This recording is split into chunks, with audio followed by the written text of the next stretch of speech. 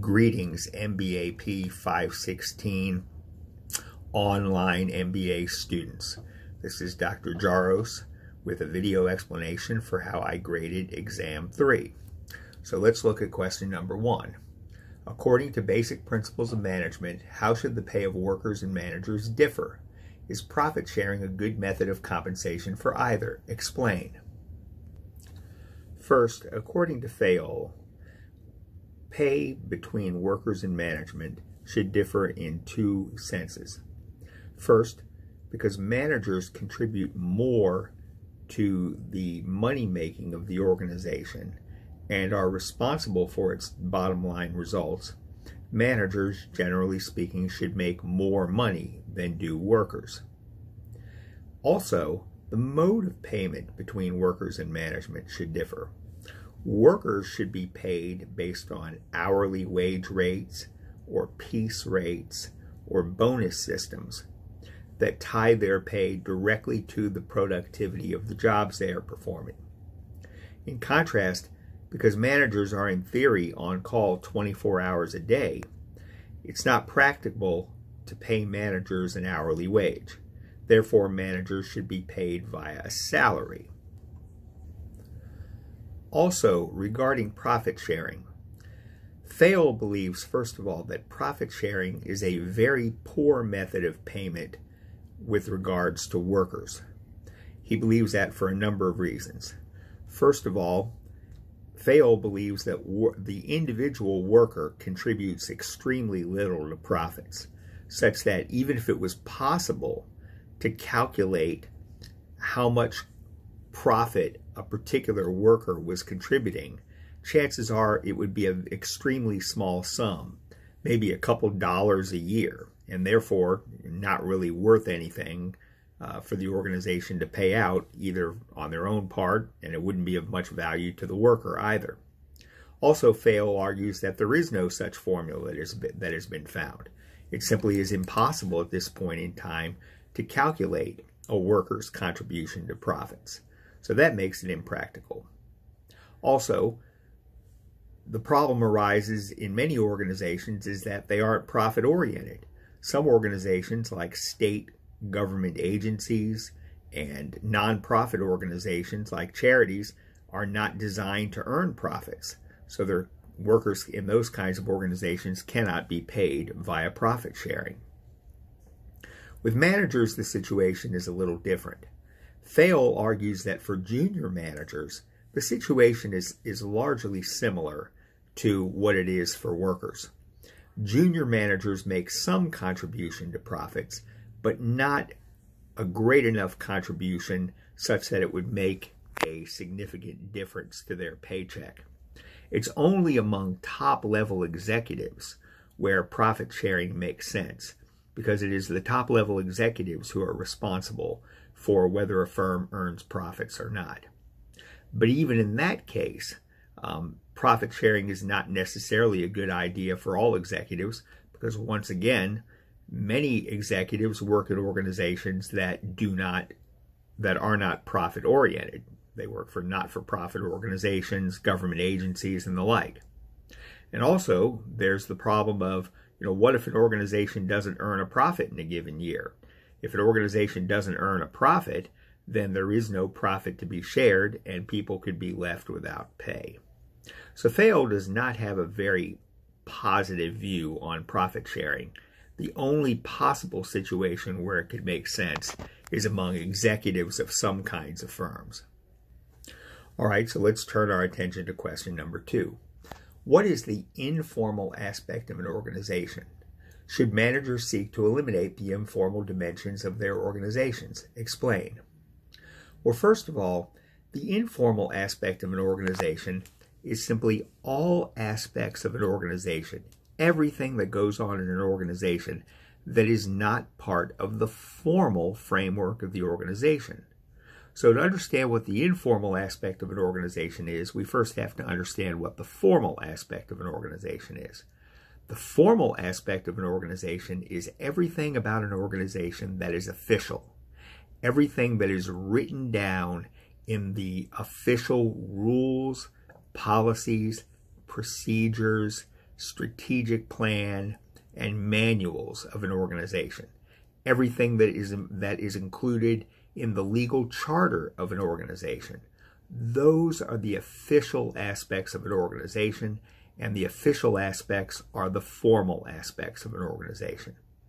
The informal aspect of an organization are all of the interactions that occur among the members of the organization that are not officially sanctioned. All of the communication that takes place among members of an organization that does not specifically pertain to their job duties is considered to be part of the informal aspect of the organization.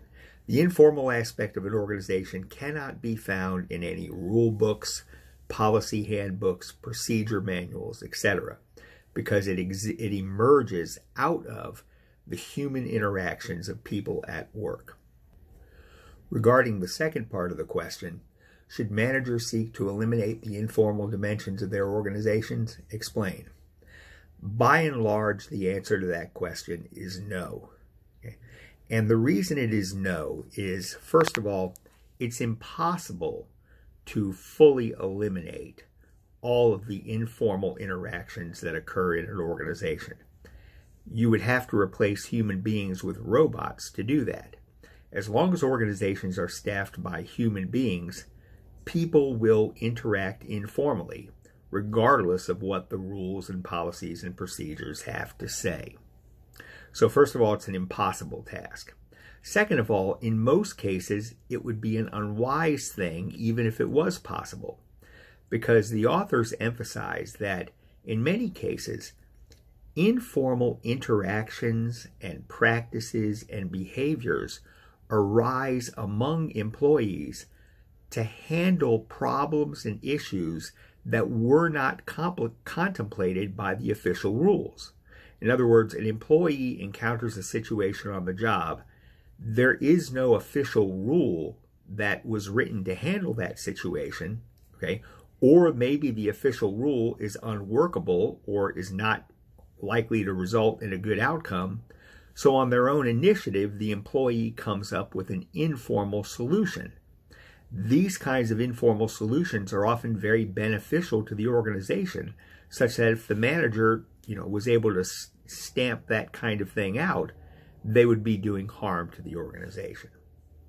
Of course, not every aspect of the informal dimension of an organization is good and can be tolerated. For example, we can think of informal behaviors like sexual harassment, which are obviously not good for the organization and not good for the person who is being harassed. Managers should seek to eliminate informal conduct like sexual harassment, among other things, that is clearly harmful and detrimental to the people involved, to the victims of that harassment, and to the organization. But other than those kinds of specific detrimental exceptions, by and large, the informal dimension should be allowed to thrive. All right, let's move on to question number 3. Describe the roles of the 3 subsystems that make up a complex organization. How do they relate to each other? Well, according to Thompson, there are 3 subsystems that make up any complex organization. There is the technical subsystem, there is the managerial subsystem, and there is the institutional subsystem. The technical subsystem consists of that part of the organization which actually makes or delivers the product or service that the company sells in the marketplace. So, for example, if we're talking about an automobile company, the technical subsystem would be the factories that actually make the cars. Okay? The purpose of the technical subsystem is to convert inputs, such as like parts and supplies and materials, into the outputs, namely the product that the company is trying to sell. That's the technical subsystem. Lying above that is the managerial subsystem. The managerial subsystem has 3 roles. One role is to supervise and direct the activities of the technical subsystem. So, for example, in an automobile company, The managerial subsystem tells the technical subsystem, whether a particular factory is going to make a car or a truck or a particular model of a vehicle, etc. Also, the managerial subsystem's job is to make sure that the technical subsystem has the inputs or resources it needs to make the cars, and the managerial subsystem's job is to dispose of the output, so to speak, to take the output of the technical subsystem, in this case, in this example, a car, and to sell it in the marketplace. Last but not least, the institutional subsystem is a subsystem that consists of the executives who run the organization. This subsystem is more outward facing. Its role is to interface with the environment beyond the organization. Its role is to interface with the government, the general public, regulators, suppliers, other organizations. Its job is to make sure that the organization has good standing and stature and respect in the broader society, so that the other two subsystems can internally carry out their functions. And those are the three subsystems, and that is how they relate to each other. Finally, question number 4, what does it mean to manage an organization according to closed system logic? How might that be harmful? Are there any advantages to doing so? Explain. Okay. Well, closed system logic means to assume that whatever organization you are managing doesn't have to have meaningful interactions with the outside world. That's what a closed system is. A closed system is a system that within itself has everything it needs to survive. Like, for example, what if our bodies, our human bodies, what if we didn't need to eat food or drink water or breathe air in order to survive? In other words, inside of ourselves, our bodies produced its own air, its own food, its own water. Then we would be closed systems. Of course, we aren't built that way. Our bodies are open systems because we do need to acquire food, air, and water and other things from the environment surrounding us. Okay? So that's what it would mean to manage an organization according to closed system logic. To manage it as if the organization is internally self-sufficient and doesn't need anything from its outside environment. This would be harmful in a number of ways. Well, first of all, organizations do in fact need to interact with the outside environment. Just about everything an organization needs to survive, people, capital, raw materials, and other resources, come from elsewhere. An organization has to acquire people in the labor market. It has to acquire capital in the money markets. It has to acquire supplies and materials in the supplies and materials markets. So an organization that looked entirely inward would not survive for very long. Also, if managers viewed their organization in a closed system way, they would fail to spend much time looking at what happens outside the organization, and therefore would miss a lot of important information. Management would not receive the feedback that it needs to understand when the organization is performing well versus performing poorly. It wouldn't be able to identify opportunities and threats in the external environment. Are there any advantages? Yes, there are. Remember, as Thompson says, ideally, when we are managing the technical core, the technical subsystem of an organization, we need to manage it as if it is a closed system, because that will allow us to operate it in a maximally efficient way. Even though it's not, even though the technical subsystem does require inputs and it does dispose of outputs, it makes sense to manage it as if it was a closed system. Just that part of the organization, not the organization as a whole, because that allows us to run the technical subsystem at an optimally efficient way. So that's kind of the one exception where, using closed system logic can be beneficial. Anyway, that's my explanation for how I graded your third exam. I hope you found it helpful.